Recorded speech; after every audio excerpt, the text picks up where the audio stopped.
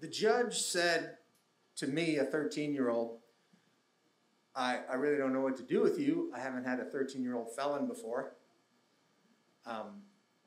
So you have a choice. You can spend the summer picking up trash at the lake or volunteering at the old folks' home. And I said, old folks' home, and everybody in the courtroom turned and looked. And the judge said, 20 years, I've never had anybody pick old folks' home. And the next day, I appeared at the Celestial Arms Convalescent Hospital, a 13-year-old, and the head nurse said, we've never had a volunteer before. Why don't you push the snack cart? The snack cart is filled with green Jell-O. It should be called the Jell-O cart. She told me to go down this hallway and make a loop. And every room I was supposed to go in and ask, do you want a snack?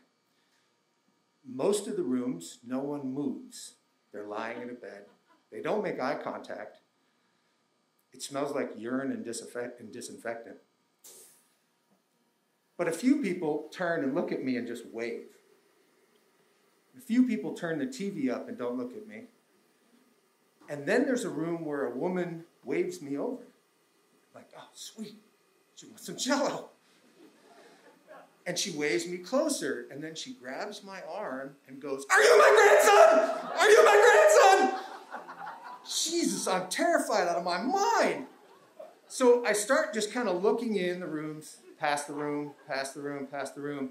The end of the hall, there's a rec room. And there's a bunch of senior citizens, either knitting, reading the paper, and then over in the corner, there's a card table, and there's two guys in wheelchairs and one guy with a walker, and they see me, and they go, what are you doing here? And I said, the judge gave me a choice. Pick up trash at the lake or volunteer here. And every one of them goes, you made the wrong choice, dude. The guys at the lake just swim. Then they said, do you know how to play spades? Because we lost Larry, and we need a fourth. And I said, I do know how to play spades.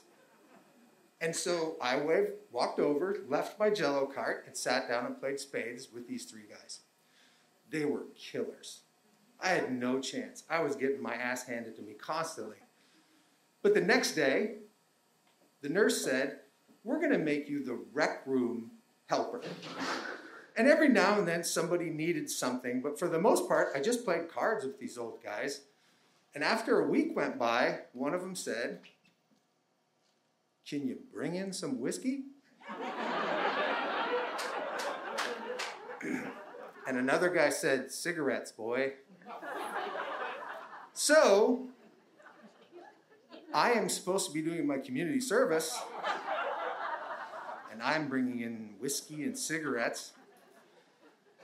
But after a little while, I really start to warm up to these guys. One guy in particular, Mr. Crowell, he told these crazy stories about World War II.